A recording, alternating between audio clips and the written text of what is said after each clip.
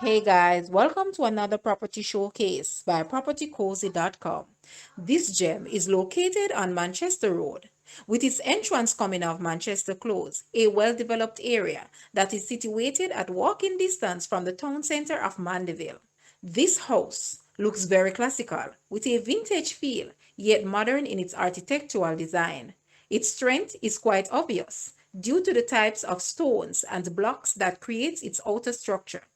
Inside the main area, you will find four bedrooms, including a helper's room with its own bathroom and a master's bedroom with ensuite bathroom. The other two rooms share a bathroom. This main area also contains two comfortable living rooms, dining room, kitchen, washroom, and a double carport. There is also an entertainment area that consists of a bar, an extra bathroom with its own carport. All this is situated on 1/3 acre of land with well-manicured lawn and areas for gardening and fruit trees. This is your opportunity to bring your vision to life and transform this property into the home of your dreams. Guys, let's take a look at this house and please watch the entire video for more details at the end.